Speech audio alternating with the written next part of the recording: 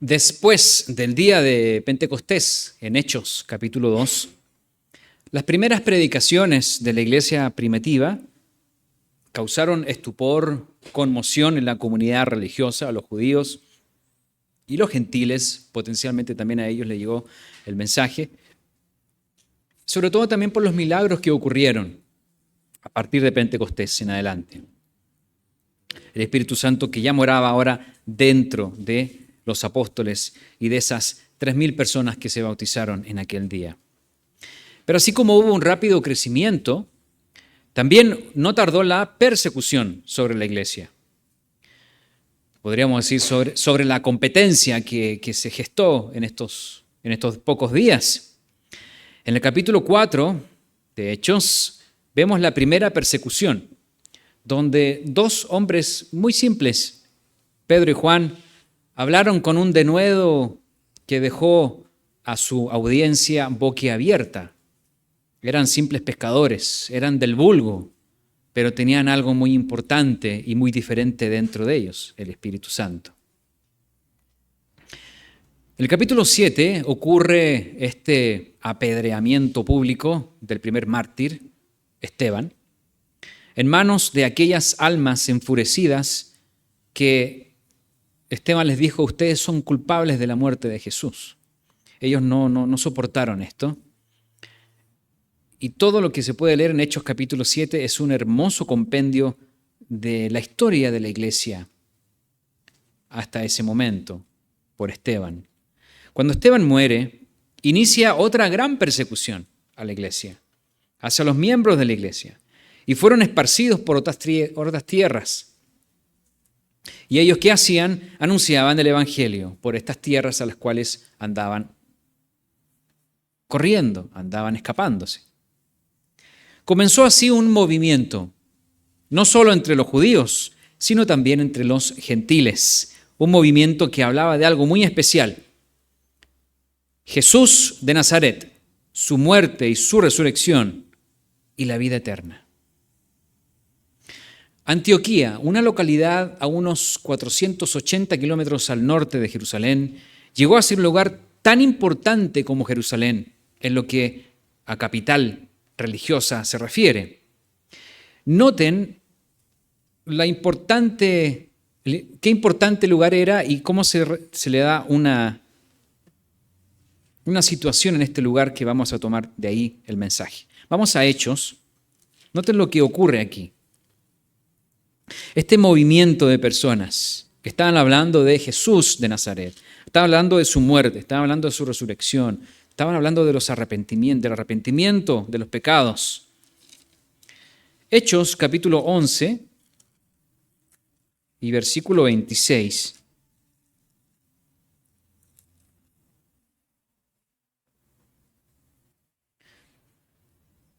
Hechos capítulo 11, versículos 26. Y se congregaron allí todo un año con la iglesia y enseñaron a mucha gente. Y a los discípulos se les llamó cristianos por primera vez en Antioquía. En Antioquía. Nosotros, mis hermanos, por más de una década, así nos han llamado todos los empleados que nos sirven en el hotel al donde asistimos a la fiesta de tabernáculos. Los cristianos. Así nos reconocen, así nos llaman. El día que terminó la fiesta, como todos los años, se hace un detallado inventario de las cosas que quedan, que no son pocas, son muchas cajas, son muchos cables, son varios elementos que quedan ahí. Y dentro de todas las cosas que habían, a mí se me sugirió de ellos mismos que lo rotuláramos. Entonces poníamos tripié y después poníamos cristianos. Entonces ellos reconocían que ese era un tripié y que era de los cristianos. Somos los únicos cristianos que los visitan en el año. No nos llaman judíos, no nos llaman los religiosos, los espirituales, los correctos, los buenos, no. Nos llaman los cristianos. ¿Qué significa realmente esto para nosotros? ¿Qué nos identifica? ¿quiénes somos, mis hermanos? Entonces, como hemos regresado de la fiesta, creo que vale la pena hacer un recuento de lo que somos y por qué es acertado que nos llamemos y que nos llamen los cristianos. Ese es el título, los cristianos. Y vamos a desarrollar 3 puntos. Hay más, y vamos a ir sacando algunos puntitos por aquí y por allá. Pero vamos a basarnos el día de hoy, en este regreso 2023, en 3 puntos. El primero, los cristianos. Somos luz. Somos luz. Ese es el primer punto. Y es un punto muy atingente en estos días. Porque si hay una cosa que inmediatamente nos damos cuenta al regresar de tabernáculos todos los años, a nuestros barrios, a los locales comerciales, a la publicidad que vemos en los teléfonos, en las calles, en la televisión, es la aproximación de las fiestas tradicionales y paganas del mundo. Es lo que contrasta tanto cuando regresamos de tabernáculos, al menos en esta parte del hemisferio, la parte norte. Ya viene Halloween, ya vienen muertos, santos, vírgenes, Navidad, Año Nuevo. Es una bomba de oscuridad que cada año nos intenta absorber sin efecto alguno. Acompáñenme a Juan, capítulo 1. Juan, capítulo 1, y versículos 6 al 8. Vamos a hablar de aquí de un concepto muy interesante. Juan, capítulo 1, versículos 6 al 8.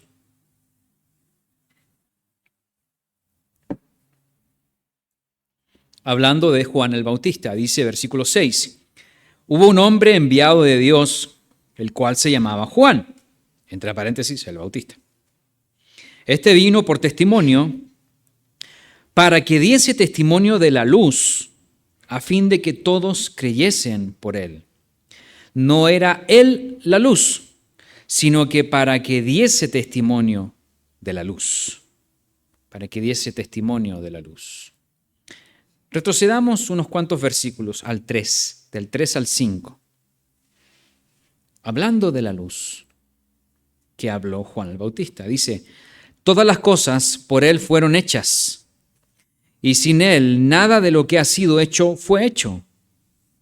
En él estaba la vida, y la vida era la luz de los hombres. La luz en las tinieblas resplandece, y las tinieblas no prevalecieron contra ella.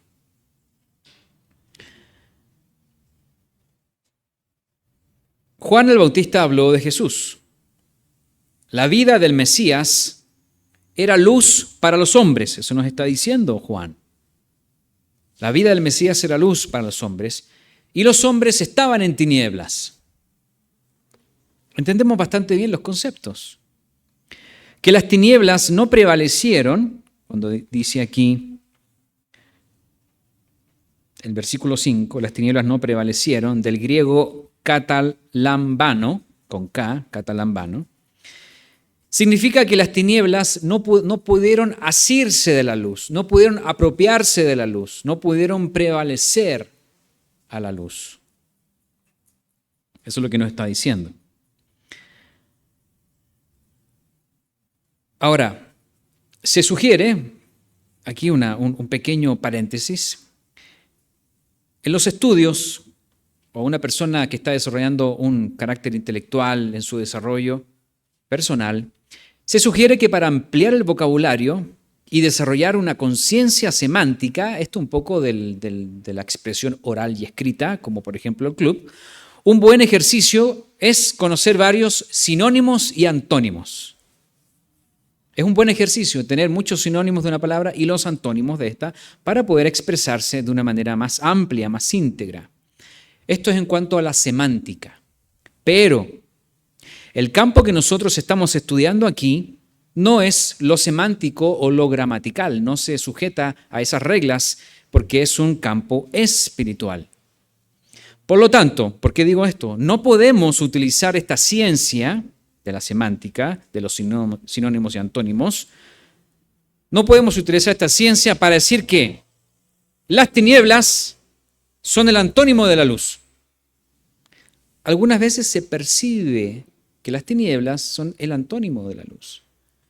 Pero eso es algo más semántico, es algo más gramatical. Tenemos que acercarnos más al ámbito físico observable para tratar de entender esto de las tinieblas y la luz. Esta área de la física describe más acertadamente las tinieblas o la oscuridad, no como antónimo de la luz, sino que las tinieblas son en realidad ausencia de luz. Noten qué sutil cómo podemos definir las tinieblas o la oscuridad. Ausencia de luz. No es antónimos, sinónimo y antónimo, no son contrastes, no son luz y oscuridad, que se puede hablar de eso, pero no estamos hablando de eso. Estamos hablando que las tinieblas son en realidad la ausencia de la luz. Los cristianos no somos tinieblas, no somos la ausencia de la luz, sino que somos el reflejo de la luz, que fue lo que Juan el Bautista predicó y anunció a los hombres que estaban en tinieblas. Los cristianos somos luz, que no se puede apagar. Tal como dice el verso 5 de Juan 1, la luz en las tinieblas resplandece. Son 1, 2, 3, 4, 5, 6 palabras, pero no nos detenemos a pensar en eso. La luz en las tinieblas resplandece. No es absorbida por las tinieblas. No prevalece. Las tinieblas no prevalecen. Cristo resplandeció. Cristo resplandeció en un mundo oscuro. Les quiero contar algo que me ha pasado todos estos años ahí en el hotel. Y creo que todos los días veíamos a los meseros, a la gente que nos daba la comida, a los que limpiaban, a los que atendían ahí en la recepción, a las mucamas. Cuando caminábamos por esas zonas públicas y los mirábamos, si es que los mirábamos, ellos siempre sonreían. Buenas tardes, buenas noches, buenos días, etcétera, etcétera. Y siempre con una sonrisa. Sus jefes les inculcan saludar, a ser extremadamente gentiles con nosotros, los huéspedes. Pero hay un gran porcentaje de empleados que no vemos, que están por allá metidos, que están en los pasillos internos. Y algunas veces, en realidad casi todos los años, yo casi siempre pido el mismo lugar, la misma habitación, porque está cerca de una escalera para poder moverme entre los salones e ir más rápido y no tomar el elevador. Entonces subo, bajo rápido y me muevo rápido. Pero en esas escaleras son utilizadas por estos empleados. Y de repente yo entraba, ¡pum!, y estaba un empleado que decía, bueno, ¿y por qué está usted aquí? Pero no me decía nada, porque ellos no se esperan que un huésped utilice las escaleras. Alguna vez andaban ahí con el teléfono, ahí, sacando un poco la vuelta. Se sorprendían un poco, ¿no? Y claro, entre que subo y bajo, preocupado de mil cosas, muchas veces no los saludaba porque subía y bajaba y ellos estaban por ahí al lado.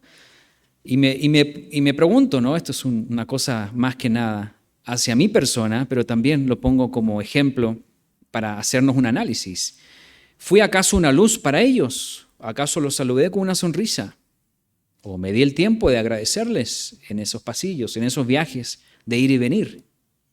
Son preguntas válidas una vez que termina la fiesta, una vez que uno se analiza. ¿Fuimos acaso una luz para ellos? Para los más escondidos o para los que menos esperaban algo de nosotros. Hay mucho que analizar de esta fiesta. Además, tenemos que conciliar la idea de que el momento del año en que vemos, como lo mencionamos, la ausencia de luz, tinieblas, es cuando regresamos. El contraste es muy nítido, muy claro. Se percibe, incluso en el avión cuando veníamos para acá.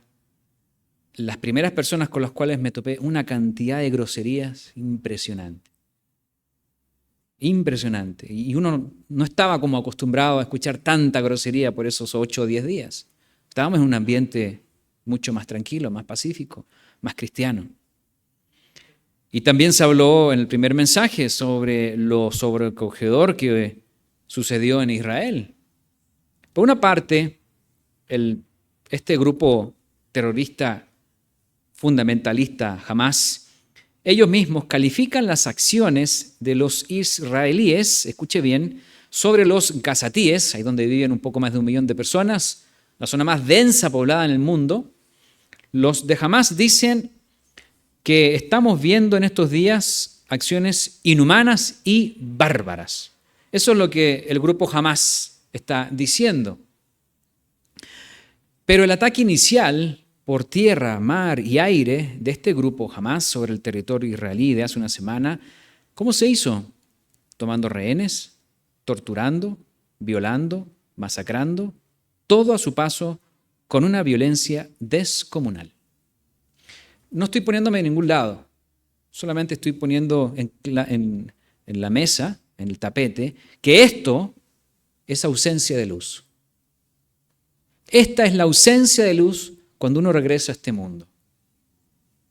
Estos son las tinieblas en que el mundo está inserto. Hemos estado rodeados de catástrofes, terremotos naturales, antes y después de la fiesta en varias partes del mundo. Hoy día tenemos un eclipse del 70%, se cubrió el sol, no sé si alguien se dio cuenta. Y además, todas estas guerras que continúan se están incrementando. El tema de Israel está, el día de hoy, ellos dieron un ultimátum a los de Gaza, tenían que salir. No sabemos qué ha pasado, es una noticia en desarrollo. Y para colmo de todo esto, vemos que el mundo, todos los seres humanos tenemos una sed espiritual, todos. ¿Cómo saciamos esa sed? Bueno, el mundo, al estar en tinieblas, sacia esa sed con esa sed espiritual, celebrando a las tinieblas. Eso es lo que va a ocurrir. Como si acaso fuera a encontrar luz en ellas. No se puede encontrar luz en las tinieblas. Es algo físico, ilógico, impensable. Un caso muy llamativo en la Biblia, estamos hablando de estas fiestas que vienen, estas fiestas paganas. Y sobre este tema hay un caso muy llamativo en la Biblia de un hombre desesperado por saber respuestas de Dios o del más allá. Vamos a 1 Samuel. 1 Samuel 28, estamos hablando de Saúl, uno de los puntos más bajos del rey Saúl, que lo podemos equiparar con lo que sucede hoy en el mundo. 1 Samuel 28, 14. Vamos a leer solamente el versículo 14 porque es una historia bastante conocida.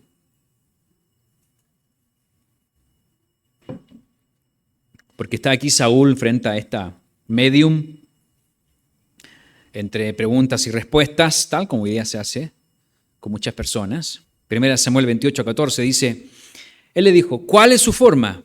Y ella, la medium, respondió, un hombre anciano viene cubierto de un manto.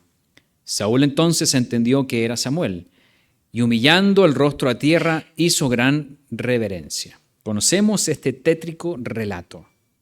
Es muy especial, es muy interesante. La medium vio algo y Saúl lo interpretó como que era Samuel.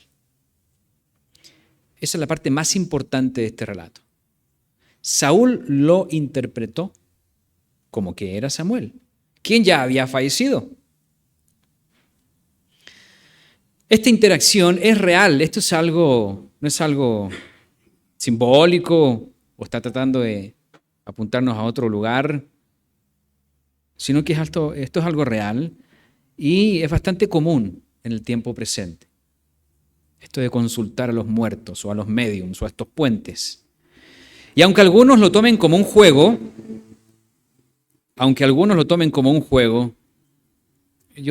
veníamos esta semana, fuimos a una plaza comercial Y ahí estaba en primera plana, El Exorcista. No sé cuántas versiones tiene esa película ya.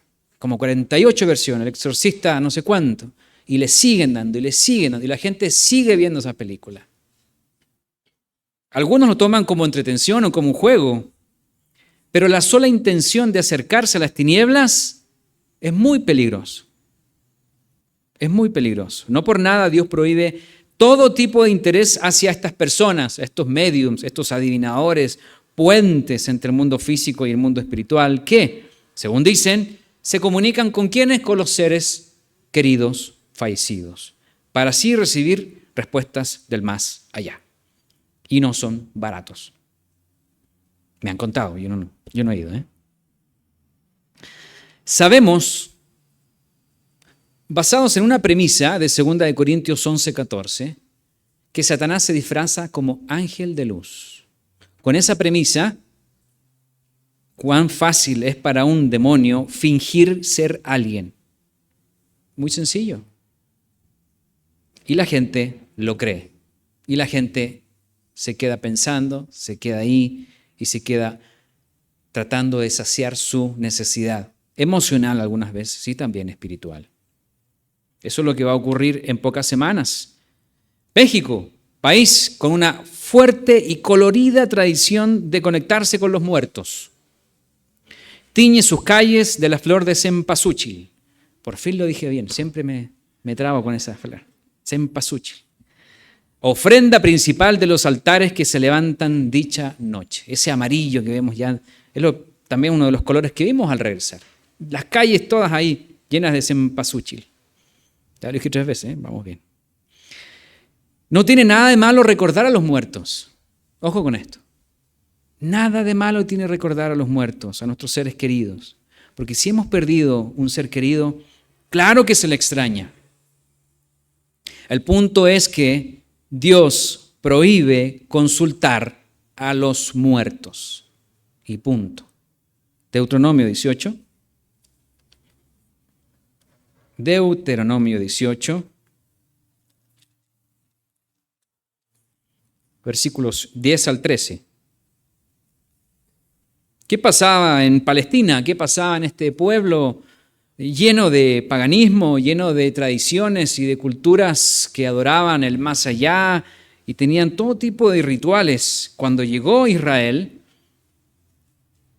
Dios les dijo, no hagas esto. Y aquí dice, versículo 10, no sea hallado en ti quien haga pasar a su hijo o a su hija por el fuego.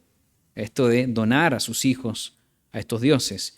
Ni quien practique adivinación, ni agorero, ni sortílego, ni hechicero, ni encantador, ni adivino, ni mago, ni quien consulte a los muertos. ¿Queda alguna duda de las instrucciones de Dios? Creo que no. No es el único pasaje. Y ya vimos a Saúl. ¿Cómo le fue a Saúl después de esto? No muy bien. Ya estaba bastante mal él cuando llegó a este punto que fue uno de los más bajos que tuvo de consultar a una adivinadora, la de Endor. Versículo 12, porque es abominación para con el Eterno cualquiera que hace estas cosas, y por estas abominaciones el Eterno tu Dios echa a estas naciones de delante de ti. Perfecto serás delante del Eterno tu Dios. Estas poblaciones que estaban aquí tenían estas costumbres, y Dios dijo, no, ellos tienen que salir de acá, y tú vienes acá, pero no te vas a contaminar con sus costumbres. Isaías, capítulo 8. Dice Dios que vomitaba a estas personas que vivían en este lugar por las aberraciones que hacían de ofrecer a sus hijos a Moloc. No hay mucha diferencia hoy día con los hijos que ni siquiera alcanzan a nacer y los millones que mueren abortados. Isaías 8. Versículos 18 al 22.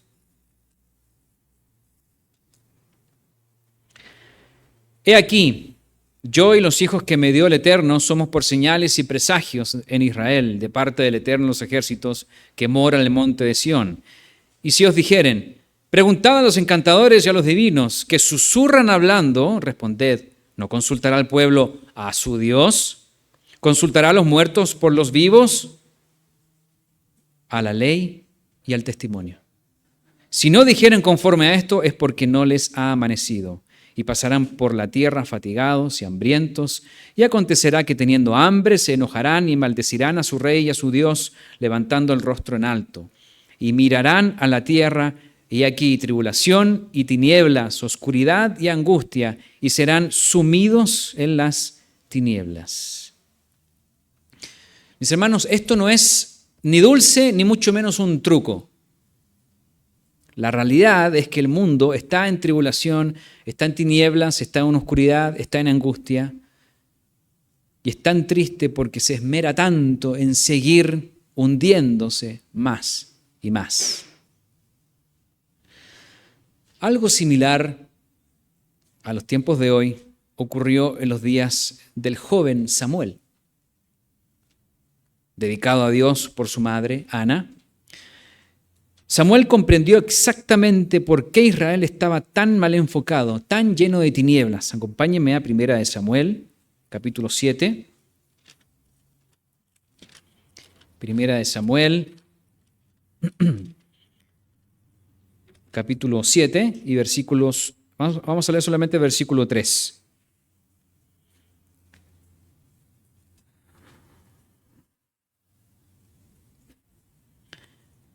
El contexto aquí es la muerte de los hijos de Elí, el arca del pacto que se robaron los filisteos, los tumores, el regreso del arca, etcétera, etcétera. Pero mientras tanto Samuel estaba creciendo. Y dice aquí versículo 3, este es uno de los primeros, podríamos decir, predicaciones de Samuel al pueblo. Dice, habló Samuel a toda la casa de Israel diciendo, si de todo vuestro corazón os volvéis al Eterno, quitad los dioses ajenos y a Astarot de entre vosotros, y preparad vuestro corazón al Eterno, y solo a Él servid, y os librará de la mano de los filisteos. Ahí el versículo 4 dice, entonces los hijos de Israel quitaron los Baales y Astarot, y sirvieron solo al Eterno. Entonces, ¿qué es lo que estaba interfiriendo entre los hombres y Dios? Bueno, su idolatría, su paganismo, y estaban en tinieblas. Y aquí Samuel dice, bueno, quiten todas esas cosas y sirvan solo a Dios. Servirle a Dios, no a los muertos, por muy amados que hayan sido. Servirle a Dios, no a las estatuas de santos, vírgenes o símbolos o elementos que estropean el desarrollo de la verdadera fe de un verdadero cristiano. Hebreos 11, ¿qué es la fe? Algo que no se ve, algo que no se siente, algo que no podemos percibir con los 5 sentidos, pero sabemos que está. Eso es la definición de la fe. Hay mucho que podemos hacer en estos tiempos de tinieblas. Terminemos con este punto con un verso muy esperanzador de Cristo, la luz de los hombres. Mateo 5. Mateo capítulo 5. Y versículos 14 al 16.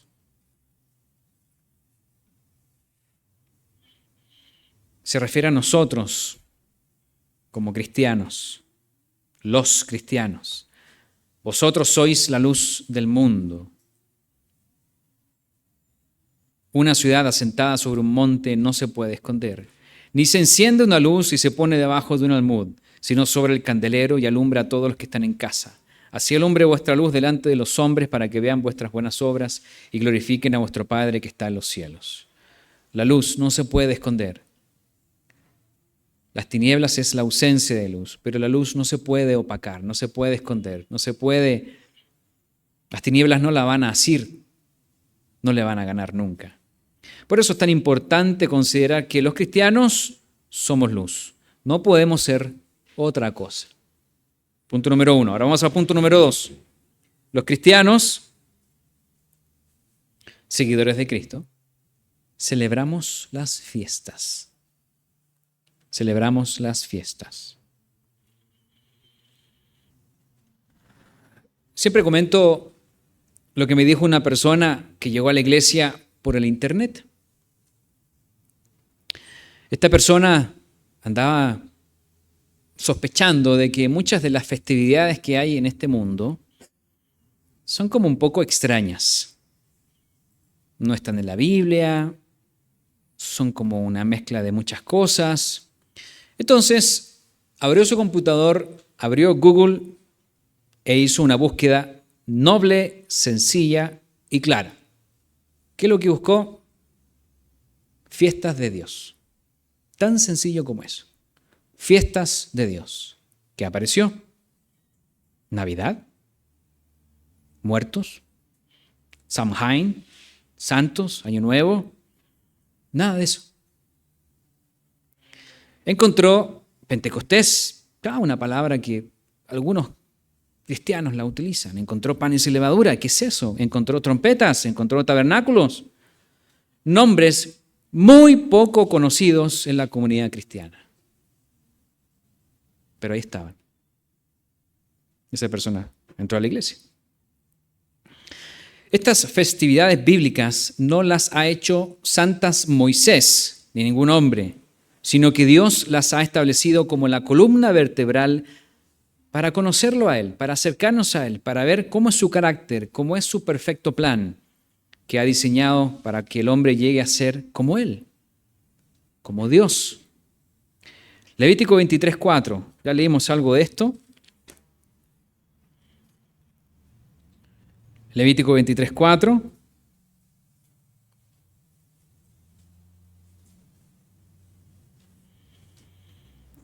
Dice, estas son las fiestas solemnes del Eterno. Leamos otra vez. Estas son las fiestas solemnes del Eterno, de Dios, de ningún hombre. Las convocaciones santas, a las cuales convocaréis en sus tiempos. Eso es todo lo que hay que leer para empezar a celebrar fiesta a Dios. Dios tiene sus fiestas y dice cuándo hacerlas. Estas asambleas santas son las fiestas de Dios y tienen un momento específico que se deben celebrar. No es que queramos ser fariseos o muy detallados en las cosas de Dios. Esto es bastante sencillo. Hay fiestas y hay un tiempo en cuales hay que celebrarlas. Esto incluye los sábados semanales, como el día de hoy.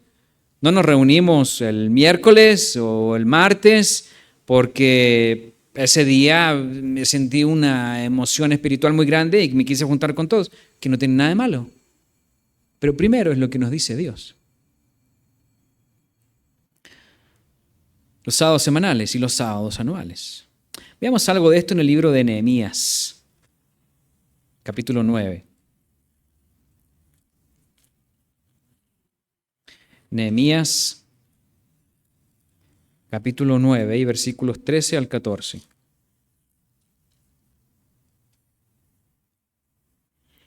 Nehemías, capítulo 9. 8 y 9 son capítulos para leerlos completos. Nehemías, capítulo 9 y versículos 13 al 14. Y sobre el monte de Sinaí descendiste y hablaste con ellos desde el cielo, y les diste juicios rectos, leyes verdaderas, y estatutos y mandamientos buenos. Y les ordenaste el día de reposo santo para ti, y por mano de Moisés, tu siervo, les prescribiste mandamientos, estatutos y la ley. ¿Cuál es el contexto de esto? Es parte del acercamiento del pueblo de Dios y la bendición que le estaban dando en ese momento. Uno puede leer del 9 en adelante, del 6 en adelante, cuando comienza esta bendición hacia Dios, un reconocimiento. Y hay un reconocimiento de lo que Él hizo en el monte de Sinaí, que le dio juicios rectos, leyes verdaderas, estatutos, mandamientos buenos. Eso es lo que Dios le dio a su pueblo por mano de Moisés. La actitud del pueblo es notable. Ellos están dispuestos a obedecer a Dios y vienen con una actitud de arrepentimiento, vienen con una actitud en ayuno y en cilicio, Eso lo vemos en el versículo 1. Y hablando de ayunos, esta semana pasada, sugerimos un ayuno para el día de ayer, es decir, de jueves en la tarde al viernes en la tarde, por las muchas situaciones que se están viviendo en el mundo y con los hermanos, y también como una herramienta de acercamiento a Dios después de sus fiestas. En esa sugerencia, en ese mensaje, se mencionó lo sucedido con Nehemías después de la fiesta. Y vamos a leerlo. Capítulo 8, versículos 17 al 18. Este es el grupo que viene de la cautividad después de estos 70 años. Recuerden, aquí viene el gran avivamiento con Esdras, el sacerdote, con Nehemías, con los muros de Jerusalén, toda la reconstrucción de este segundo templo. Versículo 17, y toda la congregación que volvió de la cautividad hizo tabernáculos, y en tabernáculos habitó, porque desde los días de Josué, hijo de Nun, estamos hablando del inicio del pueblo de Israel entrando a la tierra prometida, hasta este momento, no habían hecho así los hijos de Israel, y hubo alegría muy grande. Y leyó Esdras en el libro de la ley de Dios cada día, desde el primer día hasta el último, e hicieron la fiesta solemne por 7 días, y el 8º día fue solemne asamblea según el rito. ¿No nos da paz leer lo que ellos hicieron y tener la experiencia de haber realizado exactamente esto mismo por estas tierras lejanas, como gentiles, habiendo entendido que celebramos fiesta a Dios? Fiesta solemne por 7 días y el 8º día. Esta fue la actitud correcta hacia Dios que ellos tuvieron y que nos dirige, que nos encausa para obedecerlo a Él. Y no a buscar algún método para decir, yo creo que Dios se agrada cuando yo hago tal o cual cosa. Cuando Dios deja muy claro cómo es que debemos adorarle. Sigamos leyendo ahora el versículo 1 del capítulo 9. El día 24 del mismo mes se reunieron los hijos de Israel en ayuno, o sea, venían de la alegría de tabernáculos, regresaron y dijeron, ya tenemos el año listo, ya no pasa nada, estamos con las pilas puestas. ¿Qué hicieron ellos? Ayuno.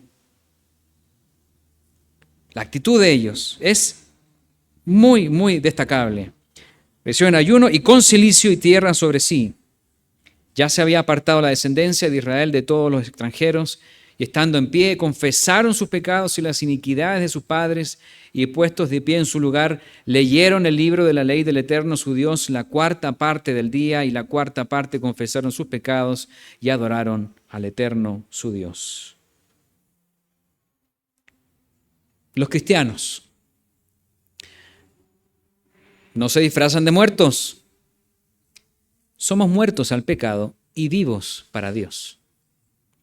Los cristianos no consultan a los muertos, consultamos a Dios por medio de la oración, su palabra, meditación, con ayuno, con el ministerio.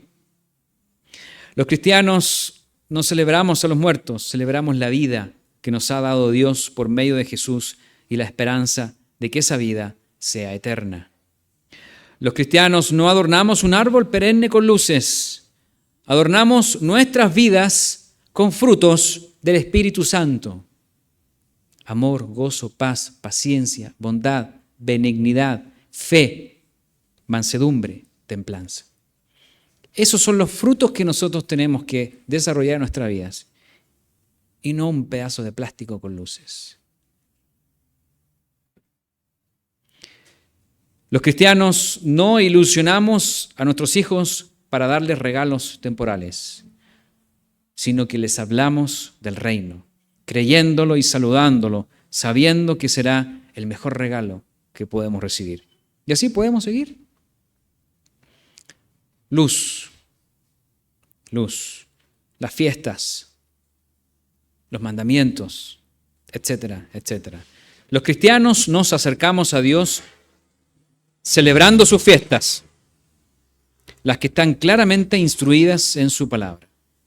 Nos acercamos a Dios celebrando sus fiestas, las que están claramente instruidas en su palabra. Punto número 3 y último. Punto número 3 y último. Los cristianos nos apoyamos mutuamente. Nos apoyamos mutuamente.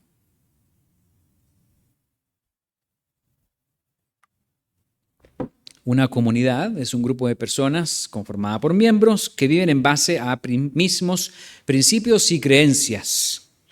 Además, los individuos de una comunidad se apoyan mutuamente, oran los unos por los otros, y esa es una manera de apoyarse en la oración los unos por los otros. Vamos a Hechos capítulo 12, brevemente algo que ocurrió respecto a la oración. Hechos capítulo 12 y versículo 5. Tenemos a Pedro ahí custodiado en la cárcel. Dice versículo 5, así que Pedro estaba custodiado en la cárcel, pero la iglesia hacía sin cesar oración a Dios por él. Esta fue una de las persecuciones que la iglesia sufrió al comienzo, como lo hablamos al inicio de este mensaje. Herodes Agripa el primero había matado a Santiago. Y luego dijo, como la gente se puso tan contenta, ahora voy por Pedro. Y lo encarceló. Pero Pedro fue liberado por un ángel de Dios. Y cuando fue a los suyos, allí estaban ellos, preocupados por él, orando a Dios. En congruencia con el punto de las fiestas de Dios, veamos lo siguiente en Hebreos capítulo 10. Orar los unos por los otros. Hoy día dimos un montón de oración, pedidos de oración en los anuncios. Hebreos 10, 23 al 25. También leímos algo de esto en el primer mensaje. Hebreos 10, 23 al 25. Mantengamos firme sin fluctuar la profesión de nuestra esperanza, porque fiel es el que prometió. Y considerémonos unos a otros para estimularnos al amor y a las buenas obras, no dejando de congregarnos, como algunos tienen por costumbre, sino exhortándonos, y tanto más cuando veis que aquel día se acerca. La comunidad donde nosotros estamos, tenemos esa misma profesión. ¿Cuál es nuestra profesión? Ser cristiano, que es lo que venimos hablando. Tenemos las mismas creencias, tenemos las mismas bases, la misma moral, los mandamientos de Dios. El escritor de Hebreos nos dice que debemos considerarnos y estimularnos al amor, a las buenas obras. Hasta aquí puede sonar una frase quizás media cliché o obvia de que, no, tienen que juntarse para ser todos buenos y bonitos y todos llenos de amor. Pero lo lleva a cable a tierra el siguiente verso, no dejando de congregarnos. Eso es algo que yo lo veo como un cable a tierra. Porque cuando nos congregamos es cuando realmente podemos estimularnos al amor y las buenas obras. Eso es lo que nos está diciendo acá. ¿Se puede hacer esto en la semana? Claro que sí. También se puede. Pero el enfoque de nuestra cercanía con los hermanos está dispuesta particularmente en los días en que nos congregamos. Ahí es donde nos podemos estimular.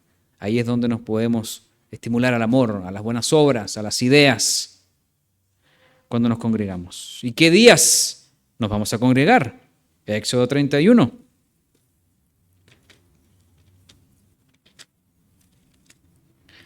Éxodo 31, versículo 13.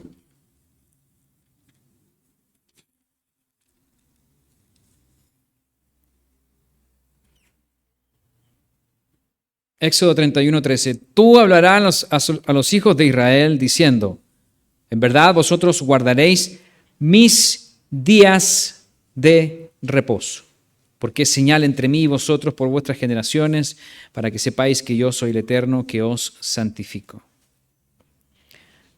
Sábados semanales, sábados anuales.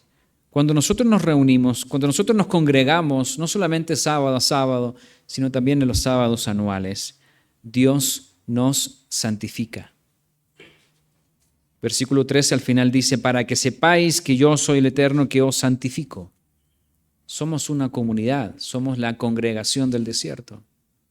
No importa si somos 2 o 3, si somos 20 o 50 o 200, o 550 como en la fiesta de tabernáculos, o 15 en Veracruz. El tema no es cantidad, el tema es calidad. Ahí es cuando Dios nos santifica. Y en estos sábados es el lugar propicio para mirarnos cara a cara y preguntarnos cosas tan sencillas tales como, ¿cómo te fue la semana? ¿Cómo estás de salud? Te veo un poco cansado. Etcétera, etcétera. La exhortación aquí es que asistamos presencialmente a reunirnos en una santa convocación cada vez que tengamos oportunidad. Pretextos hay siempre, de sobra. Pero no dejemos de lado esta importante instrucción, que no se vuelva una costumbre no congregarnos, ni en los sábados semanales, ni en las fiestas, mucho menos. Los cristianos nos apoyamos mutuamente y cuando nos congregamos podemos estimularnos. Entonces, ¿qué tenemos hasta aquí para ir recapitulando y finalizando? Los 3 puntos que vimos: los cristianos somos luz, los cristianos celebramos las fiestas de Dios y los cristianos nos apoyamos mutuamente. ¿Hay más puntos que podemos agregar a las características de un cristiano? Claro que sí. Los cristianos tenemos una fe en Cristo.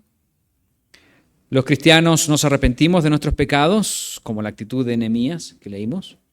Los cristianos nos comprometemos de vida con Dios. Desarrollamos el Espíritu Santo de Dios dentro de nosotros. Demostramos amor a Dios obedeciéndole. Sus mandamientos no son gravosos. El yugo de Jesús es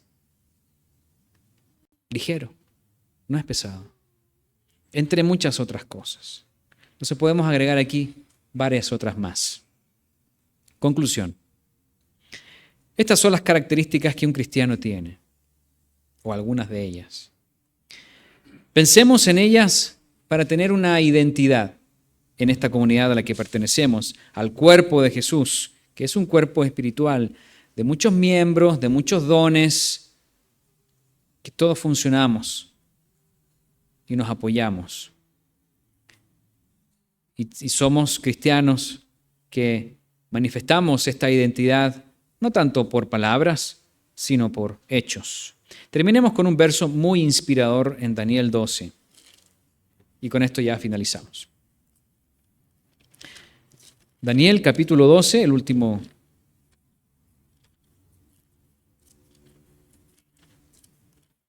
capítulo de Daniel. Y vamos a leer el versículo 3. Hablando de aquellos que resplandecerán, ¿no? Hablando de esa iluminación, de esa luz.